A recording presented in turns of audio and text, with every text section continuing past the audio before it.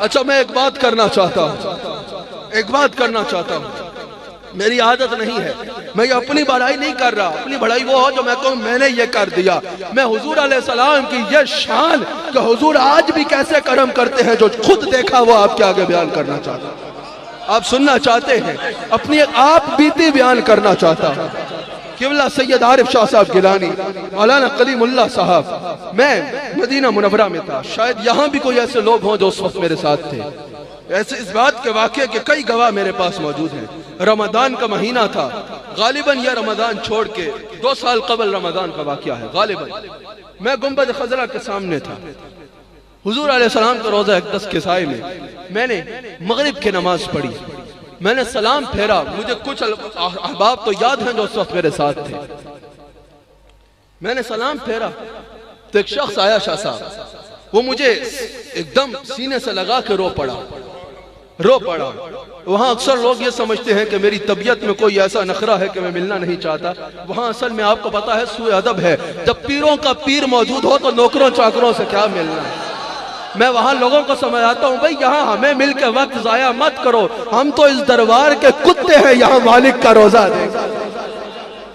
حضور کے دربار میں بھی کوئی ہم جیسے ناکارے لوگوں کے پیچھے پڑا رہا ہے، یہ جہالت ہے۔ جب حضور کا روزہ سامنے ہے تو سارے پیر بھی ادھر کے مانگتے ہیں، سارے غوث بھی ادھر کے مانگتے ہیں، سارے کتب بھی ادھر کے مانگتے ہیں، سارے ابدال بھی ادھر کے مانگتے ہیں۔ خدا کی قسم مسجد نبی کے وضو خانے کو کوئی صاف کرتا رہے اس کو مقام غوثیت بھی مل جائے۔ کیا پتا وہ کون ہے؟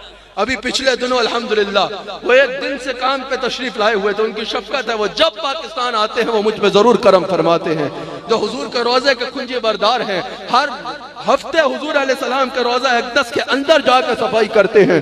وہ عیدگاہ تشریف لائے، میں نے اپنی دستار اتار کے ان کی جوتیوں پہ رکھ دی، میں نے کہا حضور کے دربار میں صفائی کرنے والا میرے گھر آیا۔ تمہیں کیا پتا وہ کیا ہے؟ خیر جو میں بات کر رہا تھا، ایک شخص نے آ کے مجھے سینے سے لگایا اور رو پڑا، میں نے اپنا آپ چھڑایا۔ وہاں الحمدللہ لوگ محبت کرتے ہیں، جہاں بیٹھوں جھمگٹے لگ جاتے ہیں، مجھے تو وہ رومال سے چہرہ چھپا کے بیٹھنا پڑتا ہے۔ وہاں بیٹھا میں، آ کے ایک شخص سینے سے لگ کے رونا شروع ہو گیا، میں نے چھڑایا، میں نے کہا پیچھے ہٹو، یہاں کا ادب کا خیال کرو، ادھر دیکھو، ادھر کیا دیکھ رہے ہو؟ کہا نہیں میں تمہیں کچھ بتانا چاہتا ہوں۔ اس کے ساتھ اس کا ایک بچہ تھا، بچے کی عمر کوئی 15 سال ہوگی، 14-15 سال کا بچہ تھا، بلکہ اس سے بھی کم۔ وہ بھی رو رہا ہے اور میرا ہاتھ پکڑ کر روئے جا رہا ہے۔ کہا ہم اپنی ایک آپ بیتی آپ کو سنانا چاہتے ہیں اور آپ کا شکریہ ادا کرنا چاہتے ہیں کہ آپ نے یہ رستہ دکھایا۔ میں نے کہا کیا ہوا؟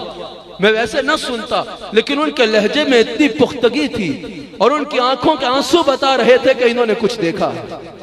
یہ سننے والی بات ہے۔ میں نے پوچھا کہ مجھ سے کیا بات کرنا چاہتے ہو؟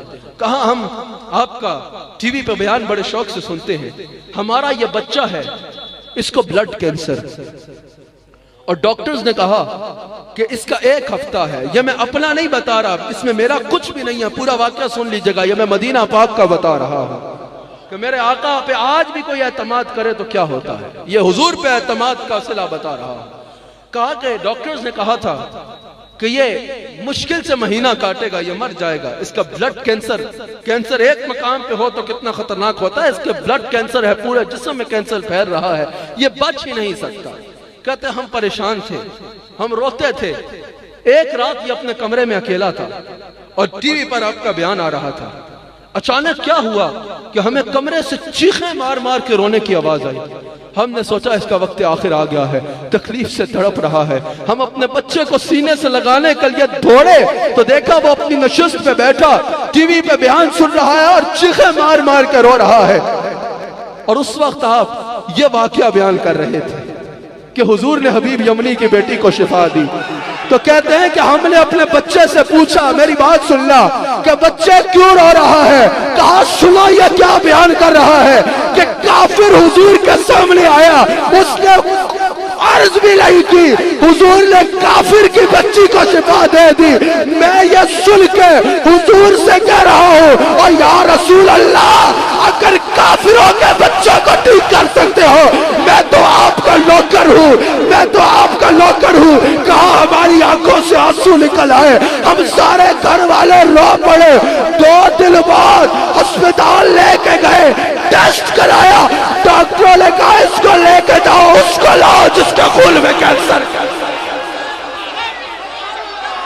اس کو لاؤ۔